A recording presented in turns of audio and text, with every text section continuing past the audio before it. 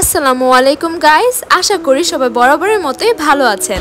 এই বৃষ্টির ওয়েদারে যে কোনো ভর্তা খেতেই কিন্তু বেশ দারুণ লাগে, আর সেটা যদি হয় বাঁশপাতা শুটকির ভর্তা তাহলে তো কোনো কথাই নেই। তাই আজকে আমি এই বাঁশপাতা শুটকির ভর্তা রেসিপিটা আপনাদের সাথে শেয়ার করব। আমি এখানে 40 গ্রাম শুটকি অল্প পানিতে ভিজিয়ে নিয়ে এর উপরের আঁশগুলোকে ভালোভাবে ছাড়িয়ে নিচ্ছি।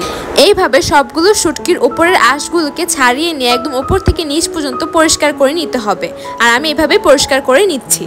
এরপর 4টা মিডিয়াম সাইজের পেঁয়াজকে এভাবে কেটে নিয়েছি, সাথে 3টা ইন্ডিয়ান রসুনকে মিডিয়াম সাইজে কেটে নিয়েছি, আর দেশি রসুন হলে 5টা নিলেই হয়ে যাবে, এবং সাথে 10-15টা কাঁচামরিচ নিয়েছি। ঝাল বেশি পছন্দ হলে শুকনো মরিচও অ্যাড করা যাবে। তারপর একটা পাত্রের মধ্যে এই সবগুলো উপকরণকে আমি দিয়ে দিলাম, আর এর উপরে দিয়ে দিচ্ছি বাঁশপাতার শুটকিগুলোকে। এখানে থাকা সবগুলো উপকরণ যাতে সেদ্ধ হয় এর জন্য আমি এখানে দিয়ে দিয়েছিলাম পরিমাণ মতো পানি। অল্প পরিমাণে পানি আমি এখানে অ্যাড করে দিয়েছি, যতটুকু দিলে এই সবগুলো উপকরণ একদম সুন্দর মতো সেদ্ধ হয়ে যাবে। এই উপকরণগুলো সেদ্ধ করে নিলে ভর্তাটা 1 থেকে 2 দিন ফ্রিজে সংরক্ষণ করেও খাওয়া যাবে। শুধু তাই নয়, ঠিক এভাবে ভর্তা বানালে এই ভর্তার টেস্ট আপনার মুখে লেগে থাকবে। মিডিয়াম আঁচে আমি এই পাত্রটিকে ঢাকনা দিয়ে 3 থেকে 4 মিনিটের মতো ঢেকে রাখার পর দেখতেই পাচ্ছেন নিচে সামান্য পরিমাণে পানি আছে। সামান্য পানি থাকায় আমি ঢাকনা দিয়ে কিছু সময়ের জন্য এটাকে ঢেকে রেখেছিলাম, আর কিছুক্ষণের মধ্যেই দেখতে পেলাম যে নিচে একদমই পানি নেই। যখনই উপকরণগুলো একদম সেদ্ধ হয়ে যাবে, নিচে একটুও পানি থাকবে না, সবগুলো উপকরণ একটু ভাজা ভাজা হয়ে যাবে, তখনই এটা প্রস্তুত হয়ে যাবে। এখানে থাকা সব উপকরণ যেহেতু সেদ্ধ হয়ে গেছে, এখন আমি এটাকে শিলপাটায় সুন্দর করে বেটে নিব।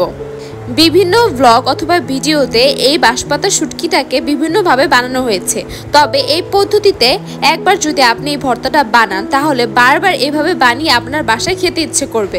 আরেকটা সুবিধা হচ্ছে এই পদ্ধতিতে এই ভর্তাটা বানানো হলে এটা ফ্রিজে রেখে 2 থেকে 3 দিন অনায়াসে খাওয়া যায়, এবং এটার টেস্ট ঠিক আগের মতোই থাকে। লবণ দিয়ে এখন এই সবগুলো উপকরণকে সুন্দর মতো ভালোভাবে বেটে নিয়ে হচ্ছে।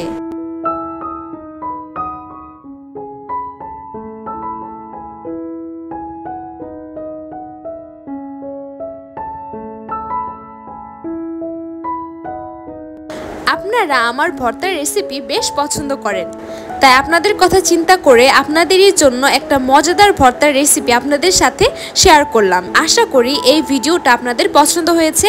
আরেকটি কথা যেটা না বললেই না, এই সবগুলো রেসিপি আমার আম্মুর হাতের। আমার আম্মুর রান্না করা খাবার থেকে শুরু করে ভর্তা যে কোনো জিনিসই অনেক বেশি মজার হয়। এরকম আরও ভিডিও দেখার জন্য অবশ্যই আমাদের পাশে থাকতে ভুলবেন না। আজকে এ পর্যন্তই, সবাই ভালো থাকবেন, আল্লাহ হাফেজ।